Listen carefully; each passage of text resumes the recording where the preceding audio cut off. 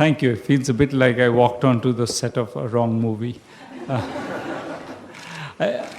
I guess the one thing I wanted to start by saying is that I mean, it's wonderful to get this prize, but it's particularly wonderful, I think, because it's a prize not, I think, for us, but also for the entire movement. I think that this is a movement that we happen to be at the beginning of, I think mostly luck,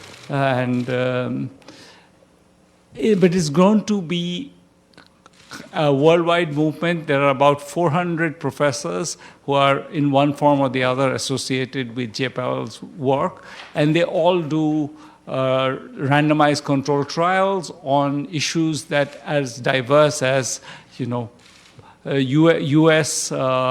Schools in the Appalachia, to governance problems in Indonesia, and getting children immunized in India, getting children under bed nets in sub-Saharan Africa. So this is a movement that, in some ways, we are kind of the beneficiaries of. We get often.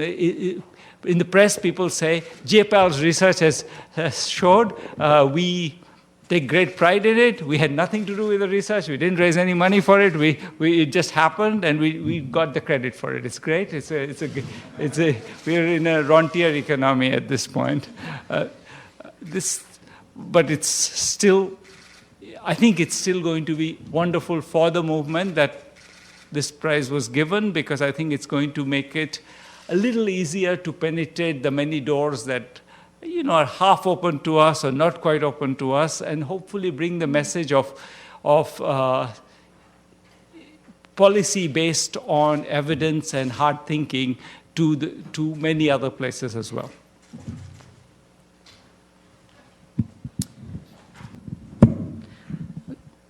The world today is full of somewhat depressing news, especially in the international geopolitical stage. And in the middle of this depressing news, the one hopeful thing there is that the fate of the world's poor has really tremendously improved over the last 3 decades. People don't tend to realize that. People in the US usually are persuaded that poverty keeps increasing, for example. But the truth is that over the last 3 decades, the two groups that did relatively well in world's economy are the ultra-rich and the ultra-poor. Why are the ultra-poor doing better? Or in part because some economies are growing fast. In part also because, in particular India and China, but in part also because the policies that aim to help the poor cope with the issues that they face have improved. Infant mortality has been cut in half since 1990, maternal mortality by even more than that. And that has happened in countries that are not particularly wealthy, and even in countries that have not becoming richer. Even in the poorest countries, there have been progress on these important issues. Almost all of the children go to school, for example.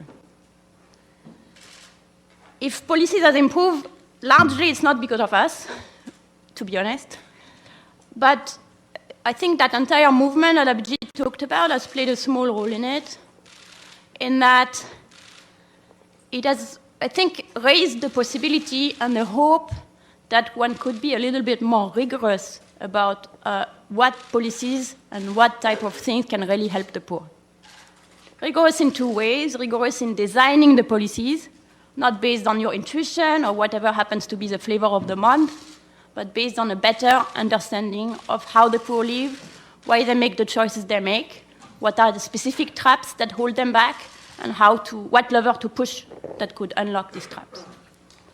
That are also more rigorous also in the way that accepting the possibility that maybe you didn't get it right exactly the first time, and that innovating, experimenting is useful. And that is something that, of course, the three of us with Michael Kremer could never have achieved. But that is something that this entire movement of going at it with a lot of persistence and a lot of details in the big and in the small, and small project and giant project progressively has achieved.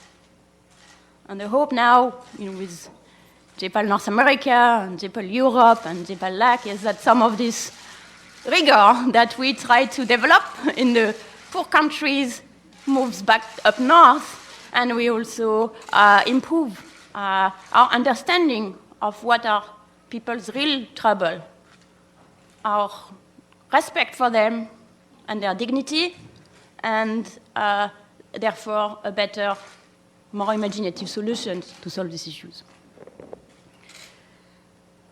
Abhijit rightly put this in the broader context of the big movement that is changing development economics and as much beyond us.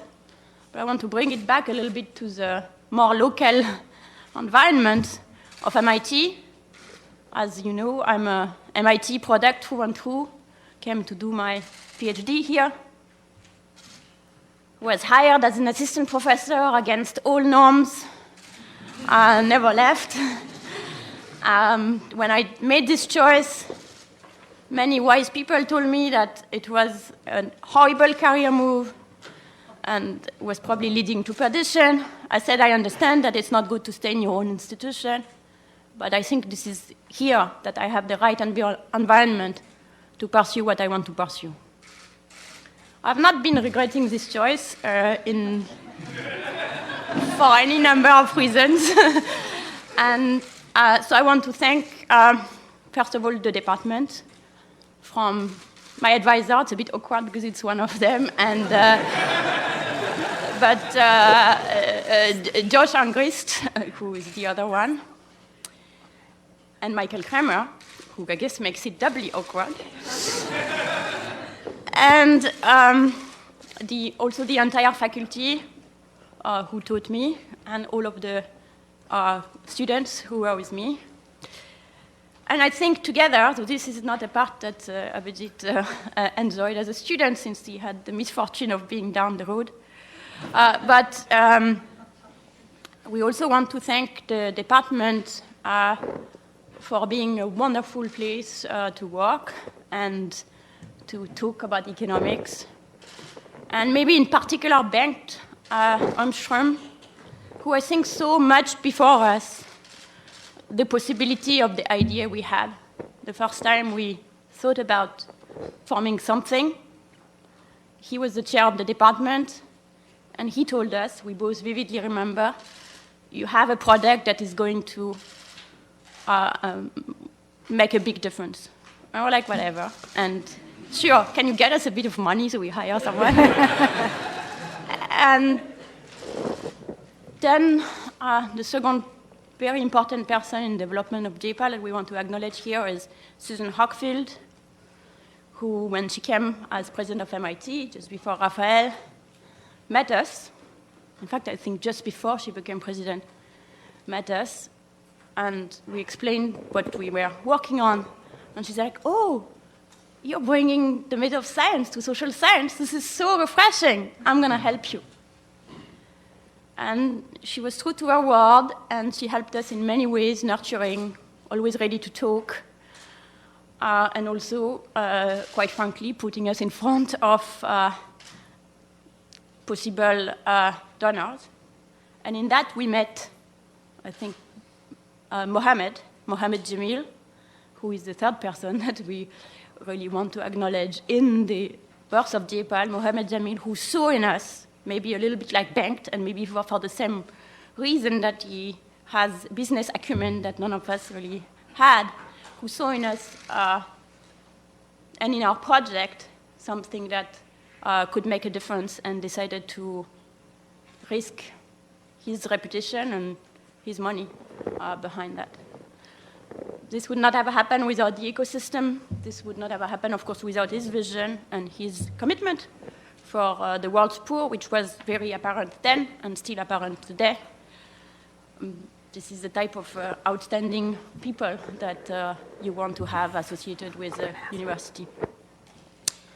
And finally, I think on behalf of both of us, we want to thank all the students, the ones who have been our students forever, and who are, some of them are still in the room today, some of them are gone in the wild world, who have, who have formed a great big families and community. and all of the students who are here, who are not our students, but make our days exciting every single morning that we wake up and come here, and all of the staff of JPAL here and worldwide, all maybe hundreds of them, and in particular, the leadership and the vision of Rachel Glenister, the first executive director of JPAL, and Iqbal Dhaliwal, who succeeded her when she went on bigger and better things. Thank you very much for coming here on a Monday of holidays. We deeply appreciate it.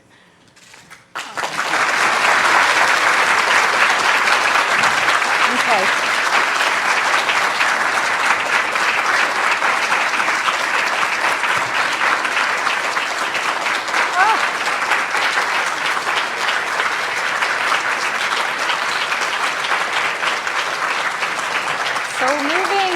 So moving. Thank you so much for those beautiful remarks. So in addition to those in this room, like I said, there are many more participating remotely by the phone bridge and by the webcast today. So what we're going to do, just for the journalists in the room, is we're going to alternate between the room, the phone bridge, and the webcast. And I have some of the webcast cards in front of me. So we're going to try to accommodate as many of your questions as we can today. So we can bring you back up. First question from the room. What decided you to pursue this particular method? At which point did you think this was a worthwhile method to pursue? I think combination of actually, I think by the time I understood what it takes to get answers to empirical questions right, I thought the method, and most of that sounded hokey to me. Most of the work that was seen as an established truth in 1990, including my own work, some of it, I thought was a little bit hokey. And that made it much more attractive to look for a method that would give me a little more confidence in what we were doing. And I think came out of mostly frustration, often with myself. As I said, I'm a student of Josh Angrist, and the way that I've been taught to learn about the world is how can you get as close as possible to a randomized controlled trials. So as soon as I had a little bit more flexibility and freedom and time, I was like, why do I need to be close to a randomized controlled trial? Why can't we just do it? Any more questions from the room before we go to the bridge? Oh, yes, right over there. What is your real belief for education? A real one or a fake one? Our real belief for education is as follows. Every kid can learn, but they cannot learn if they are taught something that is so far away from what they already know that there is no way they can catch up. Unfortunately, there are millions and millions and millions of children who are in school, whose parents are very excited about school, who themselves are very excited about school, and get completely discouraged within days or within weeks because they don't understand what's going on, because they have no reason to understand, because they are taught something that is way too advanced for them, and they are being made to understand that they are stupid and they will never succeed. We spend a lot of our career and work with a wonderful NGO called Pratham that we work with to try and change that. And that's a great question. Thank you. So we're going to, very quickly, they're going to take a question from the phone bridge, and they're going to have to pipe the audio explaining the instructions to the room. So we're going to do that right now. My apologies. Thank you. For the audio participants, that is *1 to ask a question. Do we have our first question? Oh, okay. Can you just describe in detail, and sorry if you're into this, we'd love to know more about that moment when you got the phone call. You were more awake than I was. A lot more awake. Can I be transparent? So my phone rang, and I picked it up, and it says it's an important call from Sweden. And I thought to myself, well, now that you woke me up, just go ahead. And then someone, very serious person, told me that you've been awarded the full name of the prize that I don't yet know. I'll work on it. And I said, oh, really? And he said, that this is with Professor Banerjee and Professor Kremer. And I said, oh, you want to talk to him?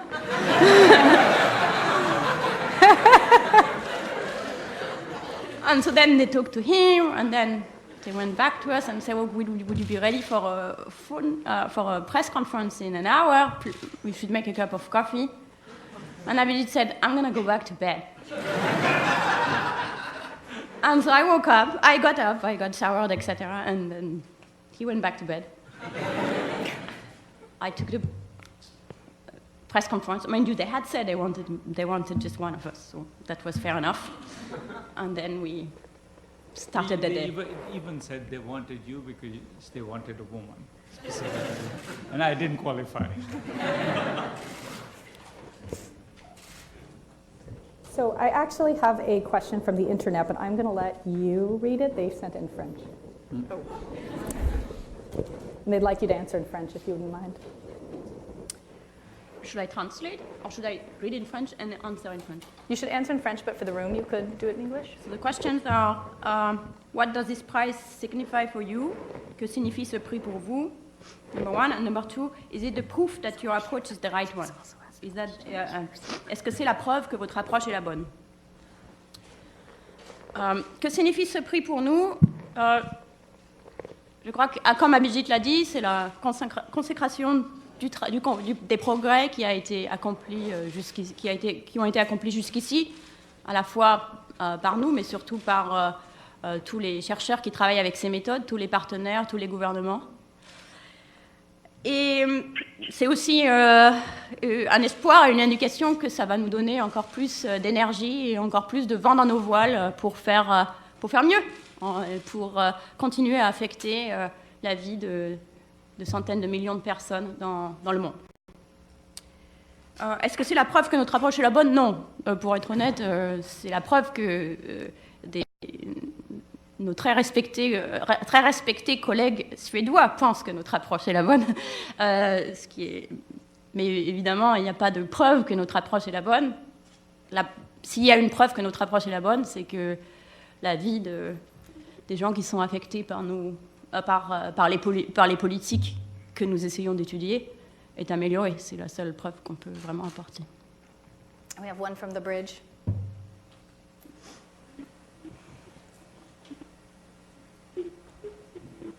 Someone there? Hi, can I go ahead? Yes. Great. Congratulations, professors. Could you please summarize for us what your work means for governments and institutions who are in a place where they can intervene in a material way for improving outcomes among the poor?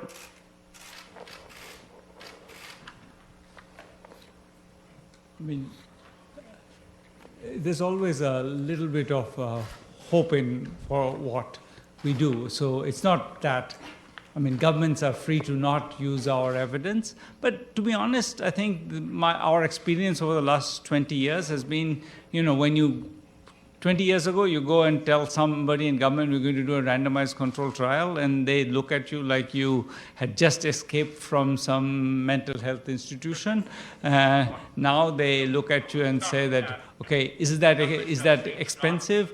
Has anybody else done it? Can you give me an example of somebody powerful who has endorsed it? But they ask the right kinds of questions, and we get to the second base. Not always all the way, but at least there is some sense in which they're open to the idea that evidence is valuable, that we know something, and that might actually be useful to them. Is there another one in the room? Oh, yes. Probably answer this in different ways. I'm just wondering, just for the layman who may have no idea what you've been doing or familiarity with your work, if you could just sort of explain in layman's terms what you did. Yeah, let me maybe give you an example, a concrete example. Maybe that's the easiest. So we run what's called randomized control trials, and the objective of randomized control trial is to run an experiment to see whether something affect something else the way you expect or in a different way. So I'll give you an example. Several years ago, we were interested in trying to understand why people do not immunize their children and what could be done about it. And we spent a lot of time in India, in very remote places, in Rajasthan, where immunization rates were very, very low, of the order of less than 5% full immunization rate. The prevailing view at the time was that the main problem was that immunization services were not reliably available, and that's why people wouldn't get their immunization. And it's true that immunization services are not reliably available. Sometimes you walk for a long time to go to a public health place, and then you arrive there, and it's shut, and you come back. You've lost a day, no immunization. That's kind of frustrating, and then people don't do it again. But because we spent a lot of time in this place and we interviewed people, we realized that another issue is that people are always busy with other things. And with immunization, if you don't do it this month, you can always do it next month. It's really not ever an emergency. So it's never really on top of the list for people to do it. And the small cost that it means to go there and get it done might be too high, even if it's a very small cost. So we thought, okay, let's try and test these two ideas. So we worked with a wonderful NGO called Seva Mandir, and they in turn teamed up with the government and told the government, we are going to replace you for an area, and we are going to provide golden plate immunization services, very reliable services every month, available at people's doorstep in villages. And then on top of that, so what they did is that they picked 120 villages randomly, that is literally with a random number generator, the modern equivalent of a dice, picked half of them and put in place those services in half of those. And then out of those 60, again randomly picked 30, where they provided people with this very small incentive to show up to the immunization camp. It was a kilo of lentils per shot and a set of plates when you finish. So they did that for a year, and what we did is that we collected data on immunization status before and after. And because the places were randomly selected, there is nothing different about them except the intervention. Any difference that we find can be confidently attributed to the program. So what we found is that in the status quo villages where nothing particular was done, immunization rates by the end of the experiment were 5%. In the places where they had done the camps, but not the small incentive, immunization rates has climbed to 12%, which is good. It's more than doubling. But in places where they had indeed put, on top of that, put the small incentive, immunization rates were 37%. So that gave us the kind of indication that this was important. And from there, we go in two directions. In the policy direction, we pointed out that it's actually cheaper to give incentive than not to give incentive, because the nurse has to be in the village anyways, and if she immunizes more kids, it's cheaper per shot. So it's a good policy to pursue. On the sort of intellectual side, it sort of got us to think about why is it that a small incentive can persuade people when you would think that it shouldn't really be pertinent, and got us to think more about how people make decisions. Is it that what are their understanding of the healthcare system? What are their understanding of the future and the present, and things like that, which has kind of spanned the whole agenda on understanding this type of behavior. So that's an example that should clarify. Now multiply that by 1,000, and you have the JPAL type of work. Another one from the bridge? Oh. Any in the room? Oh, you again. It's Tom again, yeah. Where do you want to take your work now? I think, to be honest, I think we hope that we'll get to do more of the same. I think we are actually quite excited about what we are doing. This was not work that we did a long time ago. We're excited about what we're doing now, and it's fun. We are learning new things. I'm really excited to look at the results from our latest intervention. So I think what I hope this will do is just open more opportunities to do more inventive things. But I don't expect to do something entirely different. I think I'm content with what I'm doing, enjoying it very much. I think maybe one thing that we have started to do, not just us, but Ben over here and various people in the network as well, is working with governments and working at scale with governments to help them evaluate both new approaches but also better ways to do things that they want to do anyways. So this is a larger project. For example, I gave you the example of the immunization project, which was in 120 villages. We are currently analyzing an immunization project in the state of Haryana that has 2,000 villages, and where the results that we are finding will lead to statewide scale-up of whatever works the best. So that's kind of one place in which we are taking it, which is working directly with government on large scales. And the other place, and I think that's really, again, not just us, but the entire network, is we are constantly blown away, literally, by how imaginative people have become in terms of how they can design projects which not only help us see what works and what doesn't work, but help us understand much better how people behave, or how government behave, or how politicians behave,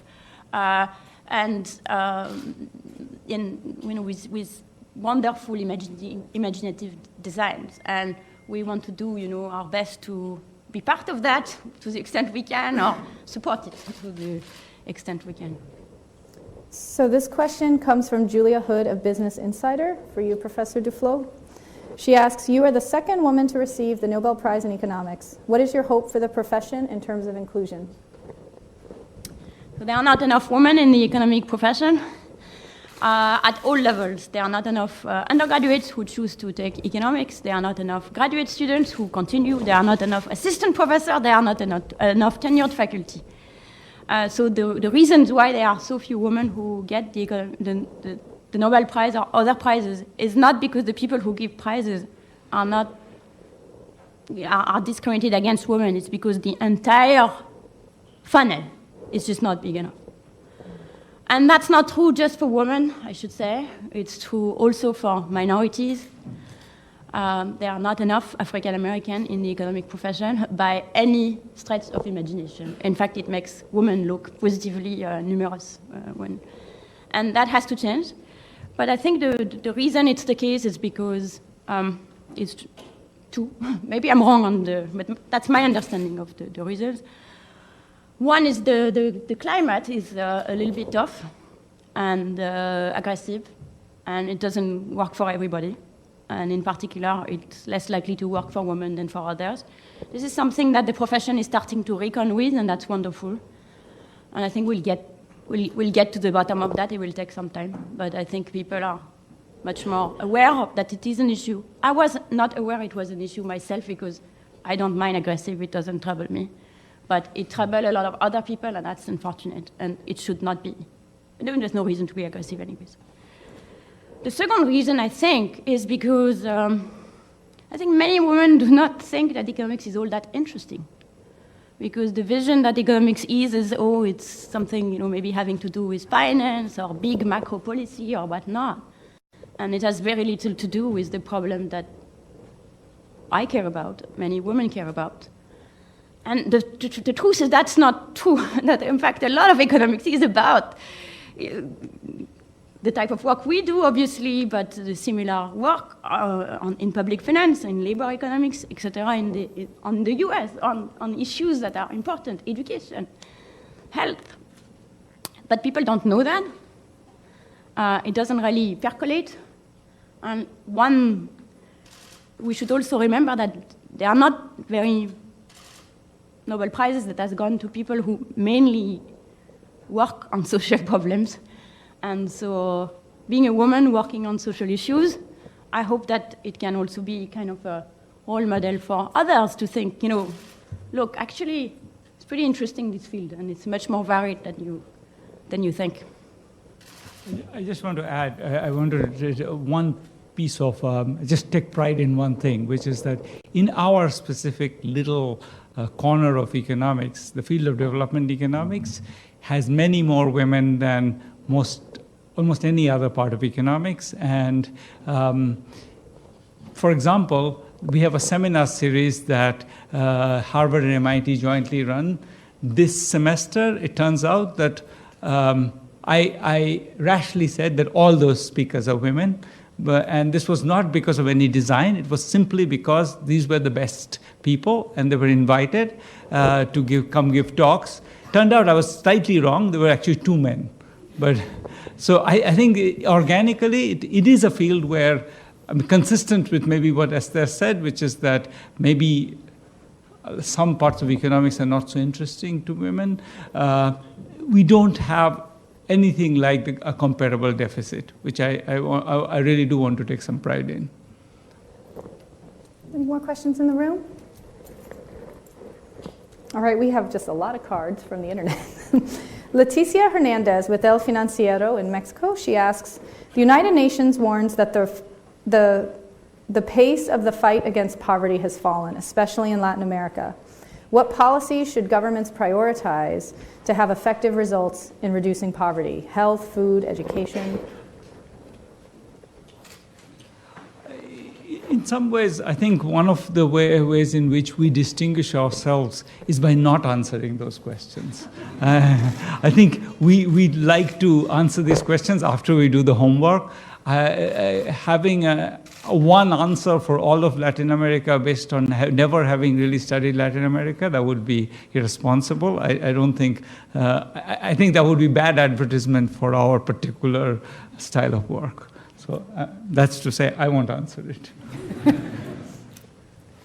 Okay, so we have another one, which maybe will be a will not answer, but we'll ask.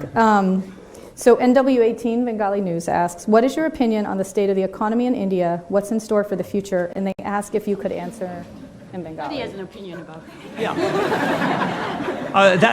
That's a statement not about what will work in the future, but about what's going on now. That I'm entitled to have an opinion about, I feel.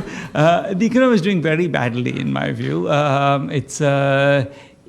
One of the numbers that just came out is the National Sample Survey, which comes out every 1.5 years or so, and it gives you the average consumption in urban and rural areas in India. And the fact that we see in that is that between 2014-15 and 2017-18, that number has slightly gone down. And that's the first time such a thing has happened in many, many, many, many, many years. So that's a very glaring warning sign. There's enormous fight going on in India about which data is right, and the government has a particular view of all data that's inconvenient to it is wrong. But nonetheless, I think that this is something that I think even the government is increasingly recognizing that there is a problem. So the economy is slowing very, very fast. How fast, we don't know, because there's dispute about data, but I think fast. He did ask if you could do some of it in Bengali. No? Sure. Okay. এখন এর ব্যাপারে কি করা যাবে?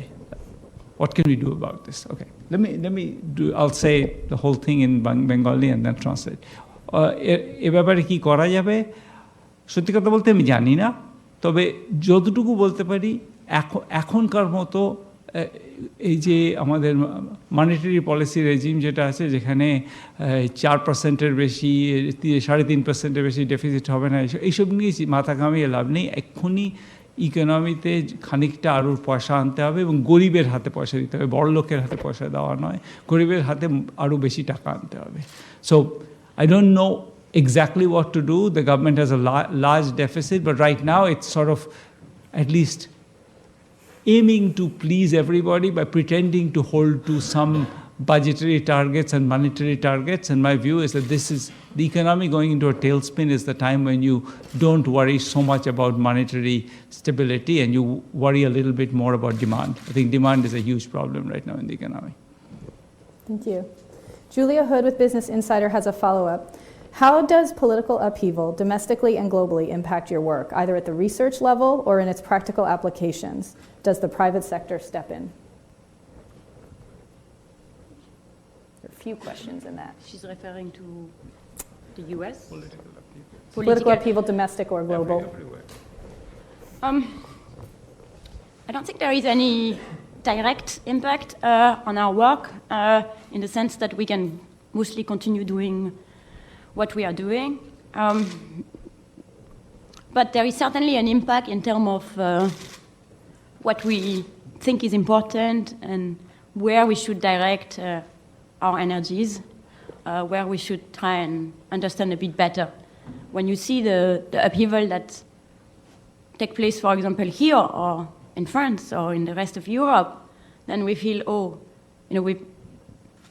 we should also start thinking about, is there anything we can bring to understand these issues? And even if it takes us slightly outside of the comfort zone of our work till date, maybe relying on all of the expertise that our colleagues have.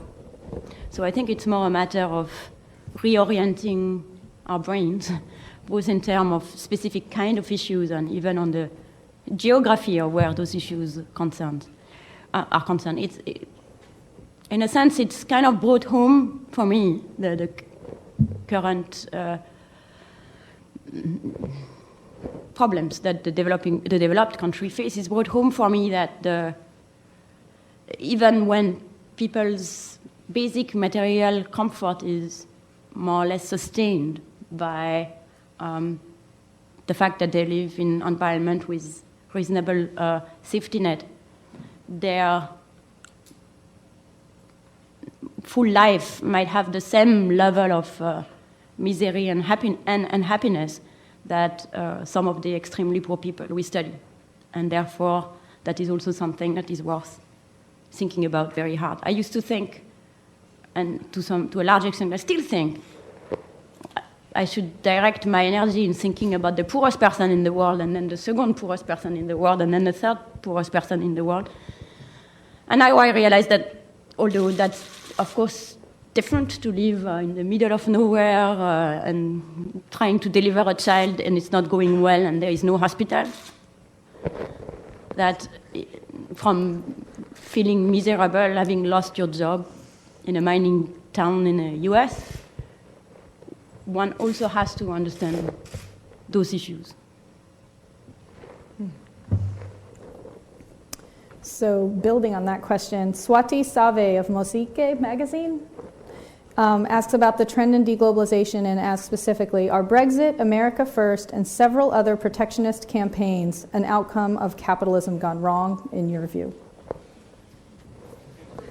Is this a will not answer? Just a small question.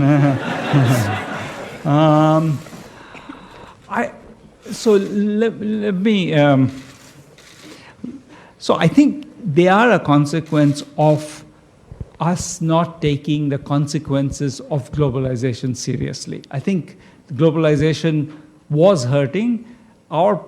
As economists, our presumption is that that hurt is temporary and it goes away quickly because people react to that by moving and changing jobs and retraining. We know now that those processes are slow, and as a result, people actually get quite badly hurt. So I think it is a sense in which I would say it's not so much that, I don't know whether this means capitalism went right or wrong. It does mean that I think the way the policy response to the pain caused by globalization was inadequate, often even in the wrong direction. So I do think that that's what it's partly telling us. And a student from the internet asks, for you, Professor Banerjee, what is your feeling about being the 6th Nobel laureate from Kolkata? Young student. I assume they're all much more distinguished than me. And any more in the room?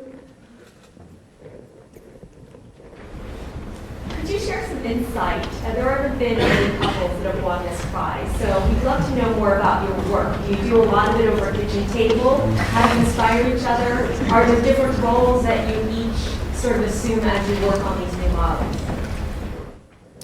So we have two children, aged 5 and 7, who believe that they are the center of the universe. and they do not accept kitchen table conversation. So that is kind of, the kitchen table part had to go. Everything else is fair game. So I think our work is our life is our work. I mean, there are a lot of things we love to do, but it turns out you can do a lot of things we love to do while talking. Abhijit spends a lot of time cooking, and we can cook and talk about whatever is happening. We talk while walking to work and coming back, and we also talk about the children when we are in our office at MIT. So I guess it's like a mix.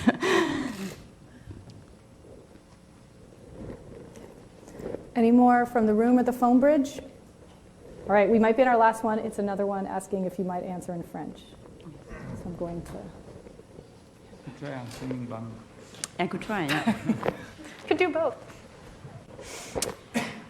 It's from Radio-Canada.